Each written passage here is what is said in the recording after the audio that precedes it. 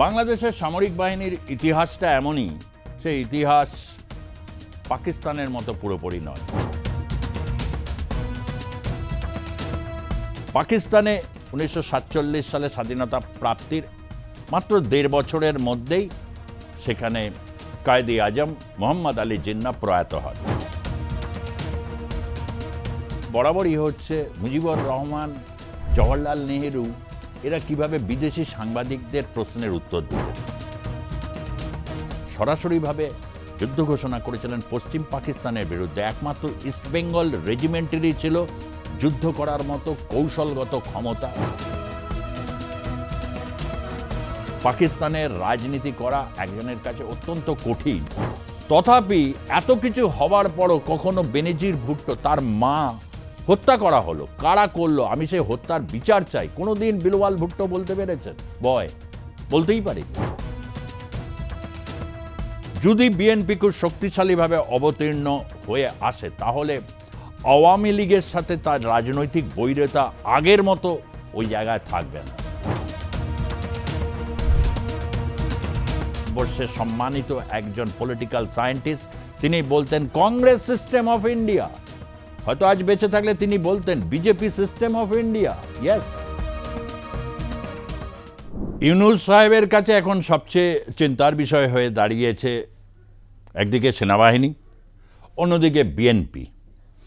BNP বাংলাদেশের রাজনীতিতে এই মুহূর্তে সবচেয়ে বেশি চর্চিত নাম। অনেকে হতাশার সুরে বলছেন যে বিএনপি সেই আগের বিএনপি নেই, ভারতের বিরুদ্ধে তার সুর যেন অনেক নরম, এবং সেই বিএনপির মধ্যে এমনই কতগুলো ব্যক্তিত্ব রয়েছেন যারা ইউনূস সাহেবকে প্রতি মুহূর্তে বেশ ভালোই তুলো ধুনছেন, যে কারণে ইউনূসের সাথে এবং তার টিমের সাথে এই মুহূর্তে বিএনপির সম্পর্ক খুব একটা ভালো জায়গায় নেই। জামাত ইসলাম করছে যে বিএনপির ব্যক্তিত্বের সামনে বা বিএনপির যারা শীর্ষস্থানীয় নেতাদের সামনে জামাতের নেতারা চিরকালই হচ্ছে বড় ম্রিয়মাণ, তাদের সেই ধার বা ভার ওরকম লেভেলের নেই বিএনপি। সেই কারণে বরাবরই হচ্ছে জামাতকে ব্যবহার করতে পারে এবং ব্যবহার করার পর সঙ্গে রেখে দেয়। এবং জামাত এই সুযোগে চেষ্টা করছে, যেহেতু ৭২-এর সংবিধানটাকে যদি একবার বদলে ফেলা যায়, ওটা প্রাইম টার্গেট জামাতের, তাহলে তাদের কাজটা অনেকটা সুবিধা হয়। কিন্তু সে কাজে কি বিএনপি তাদের সহযোগিতা করবে? সবচেয়ে বড় প্রশ্ন এটা। কেন বিএনপির কাছে অনেকবার সুযোগ এসেছে, ক্ষমতায় তারা থেকেছে। খালেদা জিয়া দুবার প্রধানমন্ত্রী হয়েছেন, তার আগে জিয়াউর রহমান, যিনি একজন সামরিক কর্তা থেকে, শীর্ষ কর্তা থেকে তিনি দেশের প্রেসিডেন্ট হয়েছেন। তারপরেও তো সংবিধানে একটু চেঞ্জ তো করেছেন, কিন্তু মৌলিক যে পরিবর্তন সেটা তারা করেনি, করার কথাও ছিল না, একেবারেই ছিল না। সেই কারণে বিএনপির উপর তো জামাত পুরো ভরসা করতে পারবে না। তাই জামাতকে নিজে কিছু করতে হবে, এবং নিজে করতে গিয়ে জামাত যথারীতি তাদের সেই স্মার্টনেস এখনো পর্যন্ত হয়নি। খুব বেশি হলে জামাত কি করতে পারে? জামাত করতে পারে হচ্ছে একটা জায়গায় হচ্ছে হিন্দু উচ্ছেদ করার ক্ষেত্রে, বা হচ্ছে প্রতিপক্ষকে ঘায়েল করার ক্ষেত্রে, বা নাস্তিকদের জবাই করার ক্ষেত্রে। এই সমস্ত জায়গায় যে তৎপরতা জামাত দেখাতে পারবে, সামগ্রিকভাবে একটা দেশের মৌলিক পরিবর্তন এবং সংবিধানকে বদলে দেওয়ার মতো সক্ষমতা জামাতের নেই। তার কারণ একটা বড় শক্তি হচ্ছে মুক্তিযুদ্ধপন্থী যারা রয়েছেন তারা, এছাড়া সামরিক বাহিনীর। বাংলাদেশের সামরিক বাহিনীর ইতিহাসটা এমনই, সেই ইতিহাস পাকিস্তানের মতো পুরোপুরি নয়। যদিও অনেকে পাকিস্তানপন্থী অনেকেই রয়েছেন বাংলাদেশ সেনাবাহিনীতে, কিন্তু মেজর র্যাঙ্কিং অফিসারদের ইতিহাস হচ্ছে বাংলাদেশের প্রশ্নে, মুক্তিযুদ্ধের প্রশ্নে তারা বিদ্রোহ ঘোষণা করেছিলেন। ভাবুন যে যখন ৭১ সালে যখন মুক্তিযুদ্ধ শুরু হচ্ছে বা পূর্ণাঙ্গ জায়গায় যাচ্ছে, যখন ভারতের সাথে পাকিস্তানের পূর্ণ যুদ্ধ হচ্ছে, ৩রা ডিসেম্বর থেকে ১৬ই ডিসেম্বরের আত্মসমর্পণের দিন পর্যন্ত বাংলাদেশের সেনাবাহিনীর যিনি প্রধান জেনারেল ওসমানী, তার চেহারা, ছবি, কনফিডেন্স দেখে সবসময় মনে হবে এই একদম সঠিক উত্তরাধিকারী। ওসমানী একজন খুব বড় মাপের সমন্বয়ক ছিলেন, এ ব্যাপারে কোনো সন্দেহ নেই। ওসমানী সাহেবের পরে যারা যারা এসেছেন, জেনারেল জিয়াও তার মধ্যে পড়েন। জেনারেল জিয়া রাষ্ট্র ক্ষমতা পাওয়ার পর তাকে চট্টগ্রামে যেভাবে তাকে হত্যা করা হয়েছিল, তিনি গিয়েছিলেন একটা বিএনপির মধ্যেকার যে সমস্যা, রাজনৈতিক ওই যা হয় দল উপদলের মধ্যে যে সমস্যা, সেই সমস্যা মেটানোর জন্য গিয়েছিলেন। তার কারণ ক্যান্টনমেন্ট থেকে রাজনীতিতে আসা জেনারেল জিয়া তিনি কিভাবে পুরো সিচুয়েশনসকে রাজনীতিকরণ করতে পারবেন, বাংলাদেশকে সংসদীয় রাজনীতির পথে নিয়ে আসবেন, তার কাছে সে সময় অত্যন্ত একটা টাফ বিষয় ছিল। টাফ বিষয় এই কারণেই পাকিস্তান আর্মি তার যে গঠন, এবং সবচেয়ে বড় কথা হচ্ছে পাকিস্তান রাষ্ট্রটার সাথে এই সেনাবাহিনী, আজকের বাংলাদেশের সেনাবাহিনী বা বিএনপির সাথে যে সমস্যাটা হচ্ছে ডক্টর ইউনূসের, ইতিহাসের বীজটা কিন্তু ওখানে রয়ে গেছে। এই যে পাকিস্তানের সুপারভিশন, পাকিস্তানিকরণ বাংলাদেশের, এই কাজটা হয়তো সামাজিক স্তরে অনেকটা জামাত এগিয়ে নিয়ে যেতে পারবে, বা যেটা এনসিপি বলে যে পার্টিটা রয়েছে, সেই পার্টিটা কতটা স্মার্টলি এটা করতে পারবে সে সম্পর্কে আমি অন্তত এই মুহূর্তে নিশ্চিত করে কিছু বলতে পারবো না। তবে যদি আমরা 47 সালে পাকিস্তান গঠন দেখি, তাহলে জামাত এবং আজকের যে বাংলাদেশের সেনাবাহিনী এবং বিএনপিকে বুঝতে অনেকটা সুবিধা হবে। পাকিস্তানে 1947 সালে স্বাধীনতা প্রাপ্তির মাত্র 1.5 বছরের মধ্যেই সেখানে কায়েদে আজম মোহাম্মদ আলী জিন্নাহ প্রয়াত হন। পাকিস্তানে যিনি প্রধানমন্ত্রী হয়েছিলেন তিনি হচ্ছেন জিন্নাহর অত্যন্ত ঘনিষ্ঠ লিয়াকত আলী। লিয়াকত আলী সময় একটা কোথাও সম্ভাবনা তৈরি হয়েছিল, কিন্তু পাকিস্তানের আর্মি এতটাই শক্তিশালী যে লিয়াকত আলী তার কিছুদিনের মধ্যে অ্যাসাসিনেটেড হলেন, অর্থাৎ তাকে হত্যা করা হলো। তারপর 7 জন প্রধানমন্ত্রী চেঞ্জ হয়েছে। ভাবুন একবার, 7 জন প্রধানমন্ত্রী চেঞ্জ হবার পর ইস্কান্দার মির্জা দায়িত্ব নিয়েছেন পাকিস্তানের। ইস্কান্দার মির্জা দেখলেন যে এই ব্যবস্থায় পাকিস্তান চালানো যাবে না, অর্থাৎ পুরোটা সেনাবাহিনী এবং আইএসআই তারা এমনভাবে নিয়ন্ত্রণ করছে সমস্ত বিষয়কে, যেখানে রাজনীতিটাই অপ্রাসঙ্গিক, বা সংসদীয় রাজনীতি এটা অনেকটাই হচ্ছে কঠিন বাস্তবতা। তিনি কি করলেন, তিনি এমনই একটি আইন তৈরি করলেন যাতে হচ্ছে সংসদীয় রাজনীতি আরও যা আছে তা আরও ডুববে, এবং তাই হলো। এরপর ইস্কান্দার মির্জারও সেম পরিণতি হলো, এবং তারপর তিনি যেটা করলেন, এলেন আইয়ুব খান। 47 থেকে 57 এইটুকু টাইম ফ্রেমের মধ্যে প্রায় 8 জন প্রধানমন্ত্রী ততদিনে হয়ে গেছেন পাকিস্তানে। তারপর এলো আইয়ুব খাঁর যুগ এবং হচ্ছে মার্শাল লয়ের যুগ, অর্থাৎ সমস্ত কিছু সেনাবাহিনী নিয়ন্ত্রণ করছে, রাজনীতি থেকে শুরু করে সামাজিক জীবন, অর্থনৈতিক জীবন। কিন্তু বাংলাদেশে আইয়ুব খানের সময় থেকেই তৎকালীন পূর্ব পাকিস্তানে ঠিক বিপরীত চিত্র দেখা গেল। মুজিবুর রহমানের নেতৃত্বে এবং তার যারা সহযোগী যারা ছিলেন, মুজিবুর রহমানের স্ট্যাচারটা প্রথম থেকেই বেশি ছিল, কারণ তিনি আদ্যন্ত রাজনীতিক। ছাত্র অবস্থাতে তিনি রাজনৈতিক আন্দোলন করেছেন ছাত্র নেতা হিসাবে মুসলিম লীগের। পরবর্তী ক্ষেত্রে সেখানে আওয়ামী মুসলিম লীগ তৈরি হয়, যা পরবর্তী ক্ষেত্রে আওয়ামী লীগ হয়। ততদিনে তিনি বড় নেতা, তার কারণ হচ্ছে সোহরাওয়ার্দীর তিনি ছিলেন অত্যন্ত বিশ্বস্ত সহযোগী, এবং খুব হাতে কলমের রাজনীতি শেখা, যেটাকে বলে না একেবারে ইন্টার্নশিপ থেকে রাজনীতি করা, এবং ছাত্র রাজনীতির একজন বড় নেতা, তুখোর বক্তা, চিরকালই তাই ছিলেন। যারা সেই সময় তাকে দেখেছেন, এরকম অনেকে লিখে রেখে গেছেন, সেই থেকেই জানতে পারা যায়। এবং আমি অনেকটা বুঝতে পেরেছি হচ্ছে বরাবরই হচ্ছে মুজিবুর রহমান, জওহরলাল নেহেরু এরা কিভাবে বিদেশি সাংবাদিকদের প্রশ্নের উত্তর দিতেন। এটার আমার কৌতূহলের জায়গা থেকে আমি প্রচুর বিভিন্ন বিবিসি সাক্ষাৎকার, তারপর ভয়েস অফ আমেরিকা, বিভিন্ন যে সমস্ত তৎকালীন যেসব চ্যানেলগুলো রয়েছে, বা অনেকে এগুলো তৎকালীন যুগে কেকো সুপার 8 বলে একটা ক্যামেরা ছিল, রিভার্সাল ফিল্ম ছিল, সেগুলোতে শ্যুট করে রাখা হতো। বিবিসি অনেক দিন আগে 50-এর দশক 60-এর দশকে এইভাবে তারা শ্যুট করতো। বেশ কিছু আর্কাইভাল মেটেরিয়াল এই কারণেই আজও দেখা যায়।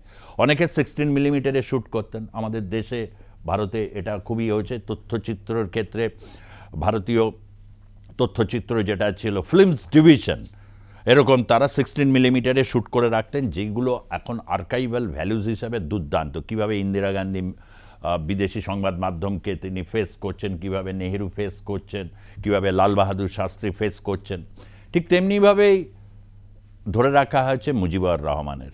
ফলে তার রাজনৈতিক সত্তা বা ব্যক্তিত্ব এতটাই প্রবল ছিল, যে কারণে তার যারা সহযোগী ছিলেন তার একটা কমান্ড কিন্তু নিয়ে প্রচুর চর্চা হতো। এবং এই ক্ষেত্রে আগে ভিডিওতে আমি বলেছি মহাত্মা গান্ধীর সাথেও এই কয়েকটা জায়গায় তুলনীয়।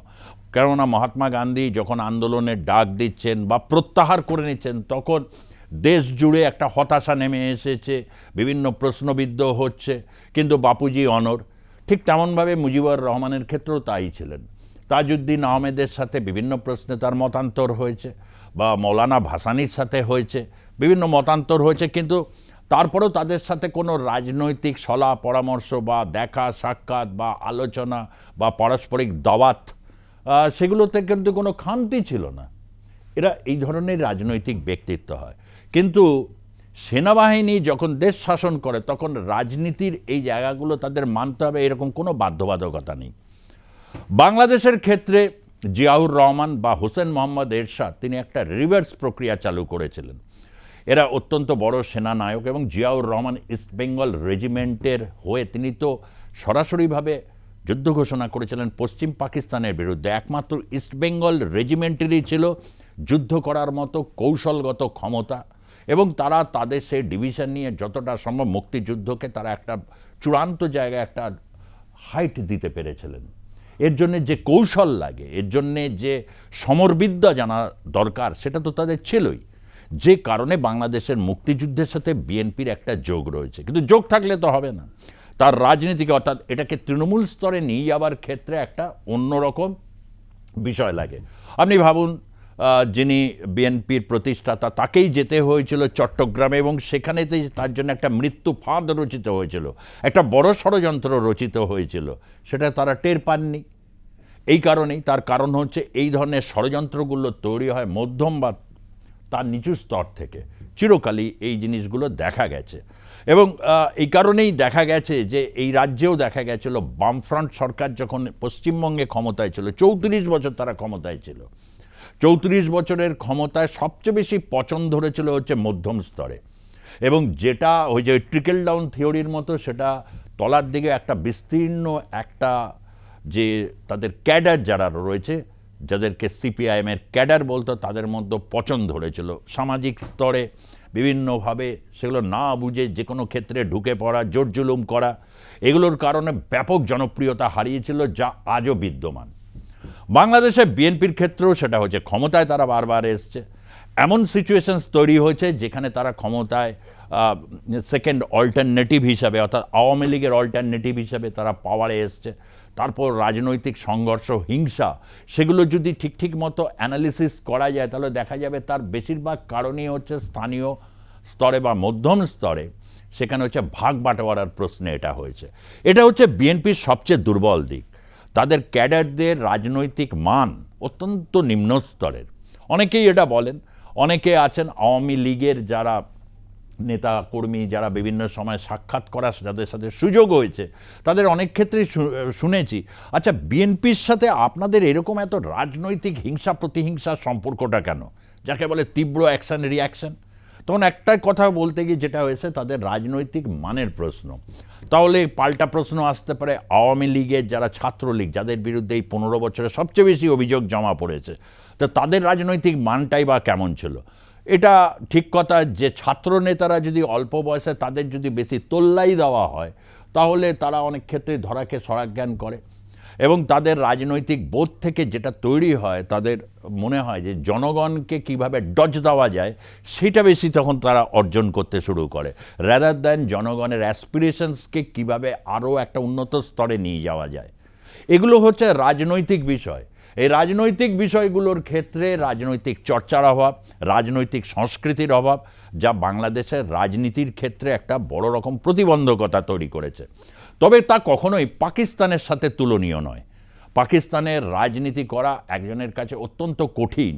তার কারণ এতটাই কঠিন যে বিলওয়াল ভুট্টোর মতো সেই পরিবার তো জুলফিকার আলী ভুট্টোর পরিবার রাজনৈতিক পরিবার, পিপিপি পার্টি অত্যন্ত পরিচিত পার্টি, দেশে বিদেশে বিভিন্ন জায়গায় অত্যন্ত পরিচিত।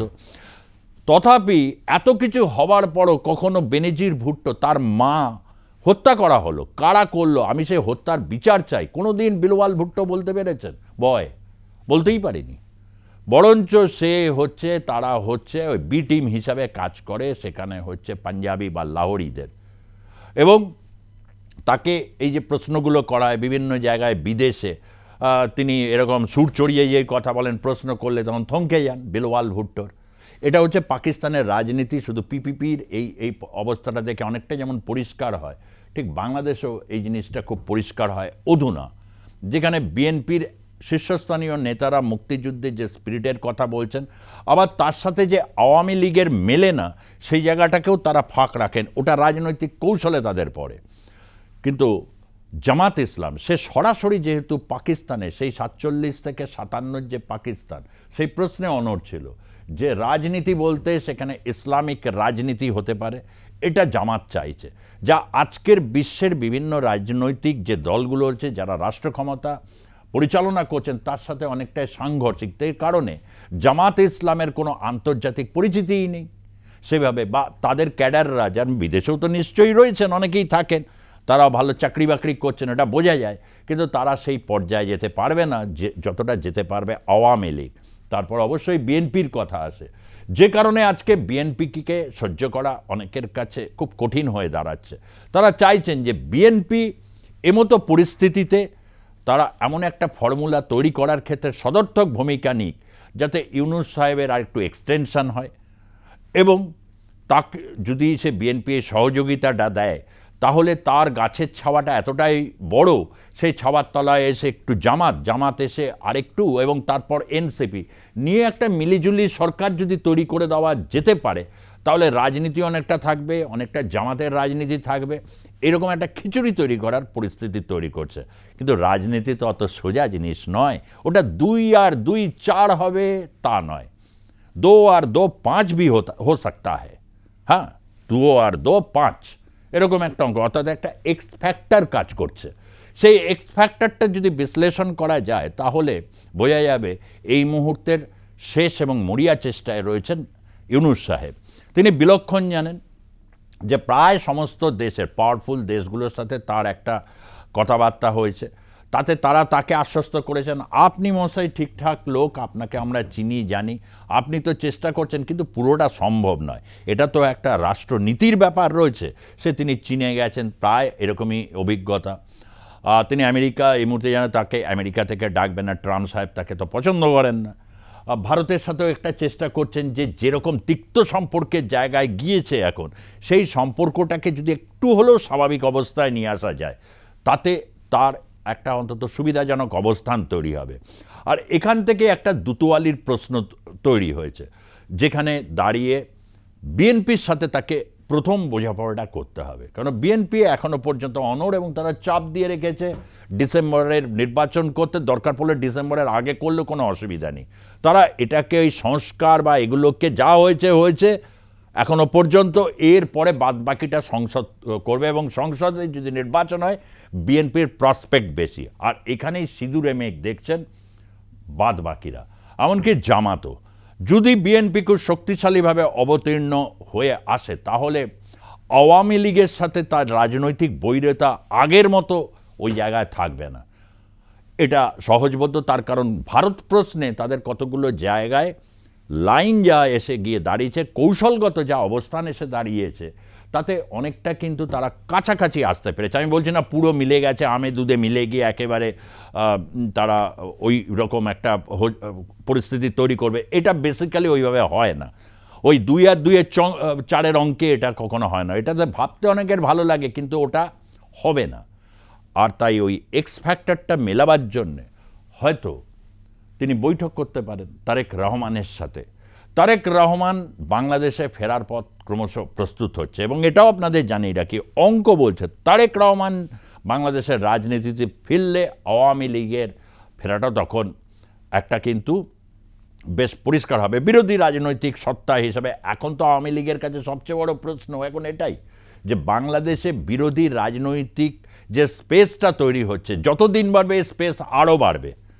সেখানে নিজেদের প্রতিষ্ঠা করা 15 বছরের যে অপশাসনের অভিযোগ বাংলাদেশের বিভিন্ন জনতা করেছে, যদিও সেটা এখনও প্রমাণিত নয়, ভোট হলে পরিষ্কার ওটা বোঝা যাবে, তাহলে একটা স্পেস যেটা রয়েছে সেই স্পেসটা অনেকটা আওয়ামী লীগ সেখানটা দখল করার চেষ্টা করবে। এবং অবশ্যই তারেক রহমানের নতুন রাজনীতি তিনি যদি না নিয়ে আসতে পারেন, তিনি যেভাবে ভিডিও বার্তাগুলোর মাধ্যমে তিনি যেভাবে আর কি দলকে সচকিত করেছেন এবং যেভাবে যারা দুর্নীতি করেছে এবং যারা লুটপাট চালিয়েছে, সম্পত্তি আহরণ করেছে বিভিন্নভাবে, তাদের যেভাবে লন্ডনে বসে তিনি যেভাবে একের পর এক দল থেকে বহিষ্কার করেছেন, সেটা তো ইউনূসের এই এনসিপি পার্টি করেনি। আর জামাত কি করছে না করছে এগুলো বোঝা যাবে না, কেন তারা রাজনীতির থেকেও অনেক বেশি তাদের রাজনীতিটা হচ্ছে বিভিন্ন রাজনৈতিক দলগুলো পাওয়ারফুল হয়ে গেলে তার বিরোধিতা করে অন্য দলকে পাওয়ারফুল তৈরি করে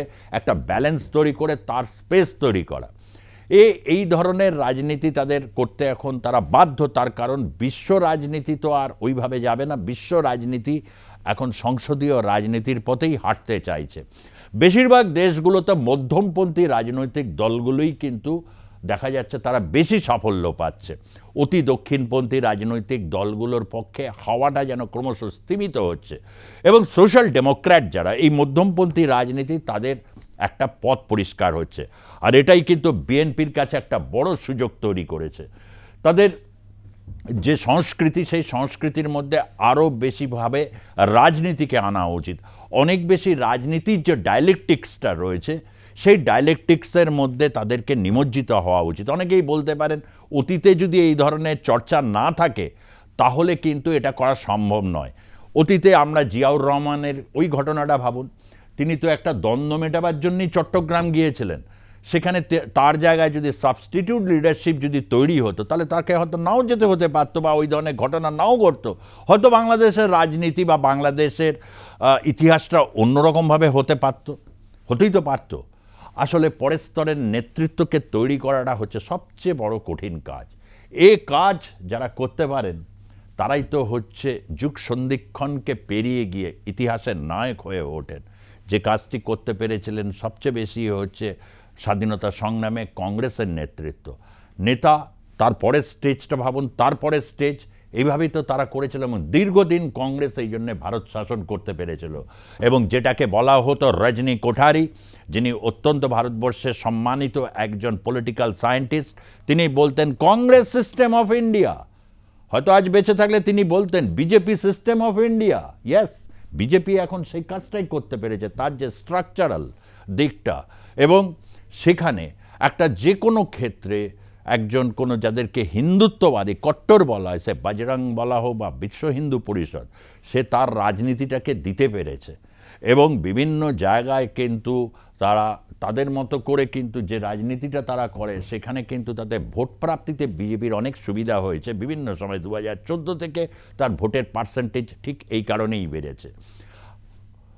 এই যে 9 মাস অতিক্রান্ত বা 10 মাস অতিক্রান্ত, এখনও কি কেউ দাঁড়িয়ে খুব বুক বাজিয়ে বলতে পারবেন যে জামাত ইসলাম ঠিক ওই জায়গাটা করতে পেরেছে? হাতে তো 9 মাস 10 মাস, শুধুমাত্র নানা রকমভাবে হচ্ছে খিস্তি খেওড় মার দৌড়, নানা রকম এই সমস্ত যেগুলোকে হচ্ছে নৈরাজ্যের নানা রকম উপাদান তৈরি করে বাংলাদেশের যে বিভক্তিটা হয়েছে সেখান থেকে ঐক্যবদ্ধ বাংলাদেশ এই মুহূর্তে করার মতো সক্ষমতা কার আছে?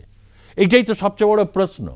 সমস্ত দিক বিবেচনা করে এটুকুনি অন্তত বলতে পারি বিএনপির কাছে কিন্তু একটা বড় সম্ভাবনার ক্ষেত্র রয়েছে। আর আওয়ামী লীগের কাছে রয়েছে এই মুহূর্তে দাঁড়িয়ে তার বিরুদ্ধে যে অভিযোগগুলো উঠেছিল গণতন্ত্রহীনতার, সেটা সে যদি বিরোধী পক্ষ হয়েও সেটাকে যদি একটা এস্টাবলিশ করতে পারে তাহলে বাংলাদেশ বেঁচে যাবে। বাংলাদেশ তখন কিন্তু একটা রাজনৈতিক ইয়েতে এবং সবচেয়ে বড় কড়া জবাব পাবে হচ্ছে পাকিস্তান, যারা রাজনীতিকে সম্পূর্ণ রিপ্লেস করে শুধুমাত্র হচ্ছে সামরিক ক্ষমতা দিয়ে দেশের জনগণের উপর এক নির্লজ্জ নিষ্ঠুর একটা ব্যবস্থা চাপিয়ে দিয়েছে। সবচেয়ে বেশি উপযুক্ত জবাব তারা পাবে। আজকের মতো অ্যাকশন রিয়াকশন সেই পর্যন্তই থাকছি। অবশ্যই ভালো লাগলে আপনারা সাবস্ক্রাইব করবেন, শেয়ার করবেন, এবং যদি মনে হয় যে এই কথাগুলোর মধ্যেও অনেক ফাঁক থেকে যাচ্ছে, আরও কিছু যদি অ্যাড করতে হয়, তাহলে অবশ্যই আপনারা টাইম লাইনে আপনাদের মতামত নিঃসংকোচে জানাবেন। ভালো থাকবেন, সুস্থ থাকবেন এবং সতর্ক থাকবেন। ধন্যবাদ, নমস্কার।